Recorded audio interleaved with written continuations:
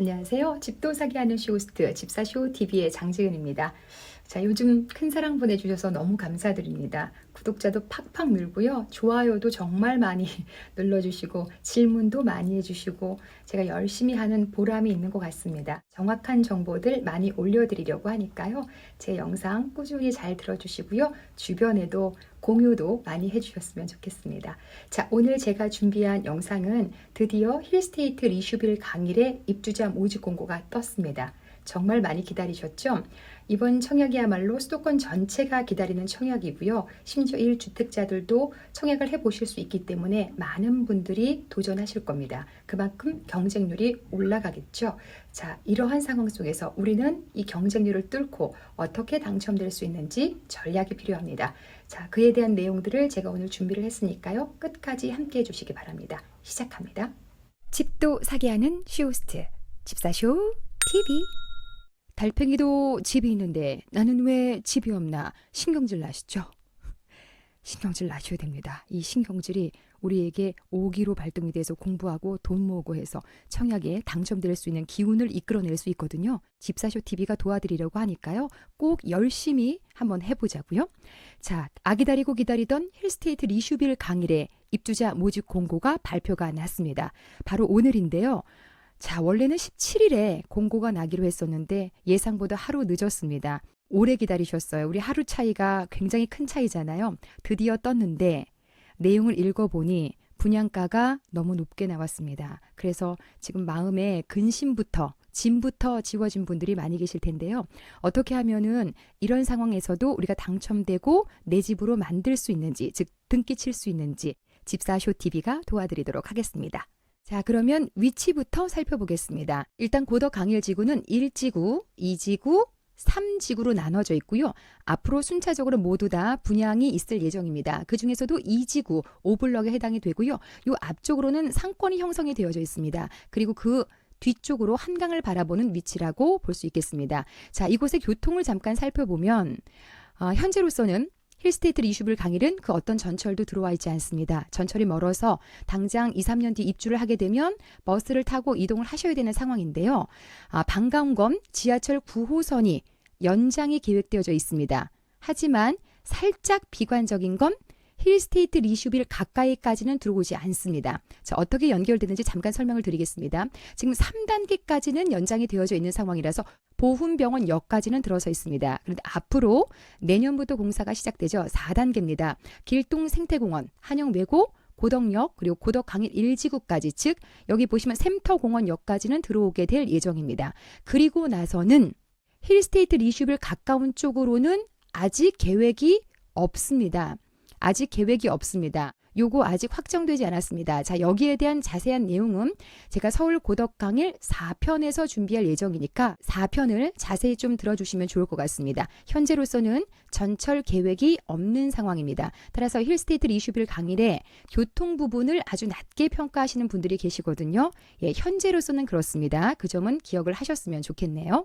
자, 그러면 조감도 보시겠습니다. 요 힐스테이트 리슈빌 강일은 SH 설계 당선작입니다. 한강을 바라보는 디자인이 특화된 아파트.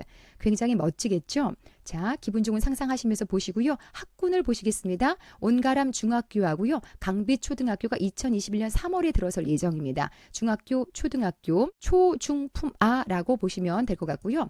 자, 민간 분양이 되겠습니다. 힐스테이트 현대건설 브랜드죠. 리슈빌 계룡건설 브랜드죠. 그래서 현대건설과 계룡건설이 컨소시엄을 통해서 짓는 아파트죠. 809세대 27층 7개 동 전용 84, 101제곱미터로 짓게 되고요. 서울시 흔치 않은 대규모의 공공택지 지구입니다. 이건 뭐냐면 66만 제곱미터 이상의 넓은 부지를 서울시가 확보해서 주택을 짓는 겁니다. 이런 경우에는 서울에만 당의 100%를 넣어주는 것이 아니라 서울 2년 이상 거주 50%, 인천, 경기, 서울 2년 미만 50%, 이렇게 배분이 되어서 청약을 넣으실 수 있습니다. 또 하나 분양가가 9억 원 이하로 나오게 되면 특공 물량이 나오게 되거든요. 자, 요번에 분양가 잠시 뒤에 말씀드립니다. 그 다음에 투기과열지구에 해당이 돼서 중도금 대출 40% 나오게 돼 있습니다. 분양가 상한제가 적용되는 구역이 되겠고요. 85제곱미터 이하는 가점제만, 그리고 85제곱미터 초과는 가점제 반, 추첨제 반 이렇게 뽑게 되고요. 추첨제 물량에서 저가점자나 1주택자 모두 다 청약해 보실 수 있겠습니다. 자, 생애 최초 물량이 또 민간 분양임에도 불구하고 15% 물량 신설됐죠? 이거 기억하셨다가 꼭 생애 최초 지원하실 분들은 지원하시고요. 분양가 상한제가 적용되는 민간 분양이지만 거주 의무는 현재는 없는 상황입니다. 이 지역은 전매 제한 8년으로 나와 있습니다. 자, 주요 일정 살펴드리겠습니다. 보시면 12월 28일에 특별 공급, 기관 추천, 다자녀, 신혼부부, 노부모, 생애 최초, 특공 이렇게 청약 넣는 날짜입니다. 28일 월요일 기억해 주시고요. 다시 특공은 28일 월요일 기억해 주시고요. 1순위는 그 다음날 바로 29일 화요일, 1순위 29일 화요일입니다. 그리고 당첨자 발표일은 1월 7일 목요일, 1월 7일 목요일이고요. 서류는 그 다음날부터 바로 내셔야 됩니다. 바로 내셔야 됩니다. 그리고 청약 어디서 해요? 라고 질문 많이 하시는데요. 청약홈 홈페이지에서, 청약홈 홈페이지에서, 그리고 특공도 청약홈 홈페이지에서 모두 다 가능합니다. 자, 공급 물량 살펴보겠습니다. 모두 다 809세대라고 말씀을 드렸죠. 분양 공고에 나온 걸 보면 특별 공급 같은 경우에는 기관 추천 55세대, 다자녀 가구 79세대, 노부모 부양 24세대, 신혼부부가 111세대 많습니다. 생애 최초가 82세대 해서 모두 다 351세대 이렇게 나와 있고요. 일반 공급은 84와 100일 해서 458세대 이렇게 나와 있습니다. 그리고 각각 타입별로 물량 나와 있는데요. 84제곱미터 J타입이 가장 물량이 많네요. 74세대입니다. 그 다음으로 많은 게 84제곱미터 B, 그리고 84제곱미터 I타입이 되겠습니다. 그리고 101제곱미터에서는 C타입과 D타입이 물량이 많이 나와 있습니다. 자, 지원하실 분들 꼭 참고하시면 되겠습니다. 분양 가격 살펴보시겠습니다. 자, 분양 가격. 우리가 위례라든지 또 가밀 지역, 이러한 지역은 평당 2천만 원대 정도에 나왔었죠. 하지만 지금 고덕 강일 지역은 평균 2,230만 원대로 나왔습니다. 굉장히 높게 나온 겁니다. 내년에 열리는 1지구와 3지구의 분양가 벌써부터 걱정이 되는데요. 자, 보시겠습니다. 최저가가 84F타입이 6억 9,980만 원으로 7억이 되지 않은 게 가장 저렴하게 나왔고요. 최고가는 84J타입 7억 9,520, 거의 8억 가까이 나왔습니다. 자, 그 다음에 101제곱미터의 최저가는 8억 9,800만 원, 나머지는 8억 9,990만 원. 정말 9억 미만으로 간당간당하게 중도금 대출 가능할 수준까지만 나와 있습니다. 9억이 안 돼서 중도금 대출 나오니까 너무 다행이다라고 생각을 해야 될지, 정말 터무니없이 너무 비싸게 나왔다라고 생각을 해야 될지, 너무 부담스러운 가격입니다. 아마 분양가를 보시고 망연자실하신 분들 많이 계실 것 같아요. 자, 모두 9억이 넘지 않아서 중도금 대출 40%가 가능하고요. 계약금 20%, 중도금 60%, 잔금 20% 예상대로 나왔습니다. 계약금 10% 나눠내는 거 아니고 한꺼번에 20% 내야 된다는 점 기억하시고요. 중도금 대출은 40% 대출과 나머지 20%는 내가 따로 마련해야 된다는 점 기억해 주세요. 자, 그런데 여기서 더 걱정이 되는 게 옵션 비용입니다. 우리가 분양가만 딱 내고 끝나는 것이 아니라 옵션 비용도 내셔야 되잖아요. 자, 기본적으로 해야 되는 거 발코니 확장 공사비. 보시면 600만 원, 700만 원 이렇게 되어 있습니다. 그리고 101 타입은 또 역시 600만 원, 700만 원 이렇게 되어져 있습니다. 그러니까 우리가 생각했던 금액보다도 이 금액이 더 들어가고요.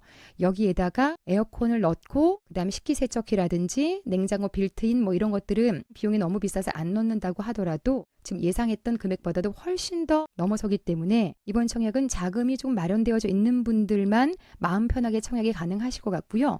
또 하나 제가 미리 지난 편을 통해서 소개를 해드렸던 DSR 40%에 대한 대출 제한이 걸리기 때문에 이 부분에서도 아주 복병입니다. 그래서 자금이 조금 부족하신 분들은 어떻게 자금을 마련해서 청약을 해야 될지 지금 청약 전에 반드시 고민하면서 청약을 하셔야 될 것 같은 생각입니다. 그리고 자금 마련에 대한 부분은 제가 여러분에게 겁을 주려는 것이 아니라 이것이 현실이기 때문에 돈이 마련되지 않는 상황에서 묻지마 청약은 절대 하시면 안 됩니다. 지금은 그런 상황이 아닙니다. 자, 잔금 단계에서 어떻게 되겠지 이거 안 되는 상황이기 때문에 구체적인 자금 계획이 세워져 있을 때만 청약을 해주시기 바랍니다. 자, 이번에 고덕 강일은 특별 공급과 일반 공급 두 가지로 나와 있죠. 1순위 자격부터 보시겠습니다. 자, 세대주와 인형 경과, 예치금 충족 세 개를 모두 다 만족을 해야 됩니다. 이 1순위 자격 요건에 대해서는 제가 2편에 아주 자세하게 다룰 예정입니다. 지금 가점으로 당첨이 되는 거기 때문에 가점 어떻게 계산하는지에 대한 내용도 함께 다루려고 하니까요. 2편도 기대 많이 해주시고요.